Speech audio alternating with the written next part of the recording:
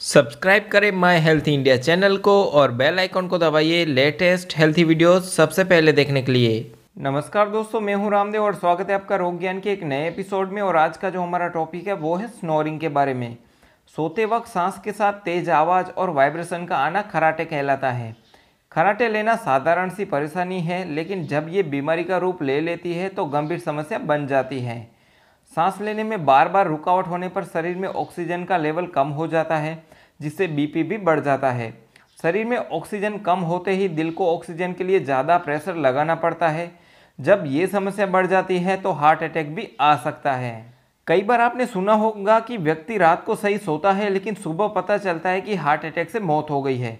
इसकी वजह सांस की ये दिक्कत हो सकती है। कई बार खराटे की समस्या दिमाग पर भी असर डालती है और शरीर में ऑक्सीजन की मात्रा कम होने पर कार्बन डाइऑक्साइड की मात्रा बढ़ जाती है, जिससे दिमाग पर बेहद दबाव पड़ जाता है, जिससे स्ट्रोक की आशंका भी हो सकती है। और अगर यहाँ पर बात करें खराटे लेने के लक्षण की, तो सुबह उठने पर गले और नाक का सूखा होना, दिन के समय नींद महसूस होना, छोटे छोटे कामों के बाद भी थकान महसूस होना और आलस आना, गले और नाक से तेज आवाज़ निकलना, सोते वक्त मुंह खुल जाना और हवा निकलना, तो ये सारे जो लक्षण हैं वो स्नोरिंग के हो सकते हैं। और अगर यहाँ पर बात करें स्नोरिंग के कारण की, तो ज़्यादातर लोगों को लगता है कि खराटे आने की मुख्य वजह है थकान, इसलिए वे इसे अनदेखा कर देते हैं और इससे समस्या गंभीर हो जाती है।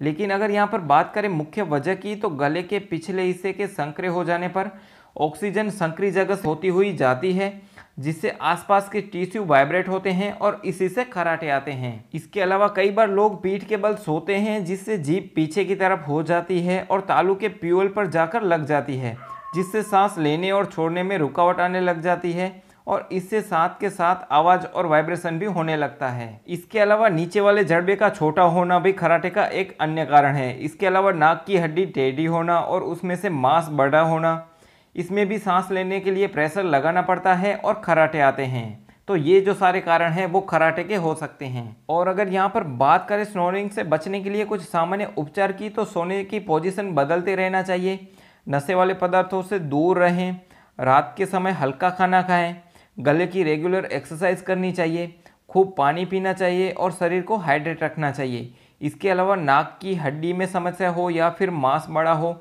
तो डॉक्टर से कंसल्ट करना भी चाहिए। इसके अलावा कई बार प्रेगनेंसी में वजन बढ़ने से या फिर सोने की स्थिति सही न होने पर भी खराटे आते हैं। ऐसे में करवट लेकर सोना चाहिए। पीठ के बल सोने की बजाय करवट लेकर सोए, इससे सांस की नली में रुकावट नहीं होती है। और सोते समय सिर को थोड़ा ऊंचा करके सोए, इससे आपकी जीभ और सांस की नली में रुकावट नहीं आएगी। और अगर आप पहले से ओवरवेट हैं और खराटे आने की वजह ज़्यादा वजन है, तो समय रहते वजन को कंट्रोल करें, जिम ज्वाइन कर लीजिए, नियमित योगा करें या फिर एक्सरसाइज करें, जिससे आपका वेट कम हो और आपको स्नोरिंग से छुटकारा मिल जाए। और अगर यहाँ पर बात करें स्नोरिंग के लिए मेडिसिन की, तो हिमालय तगड़ा बेस्ट है स्नोरिंग के लिए। एक गोली रात को लीजिए सोने से पहले 2 महीना या फिर 3 महीना, तो इससे जो आपको है स्नोरिंग की प्रॉब्लम दूर हो जाएगी।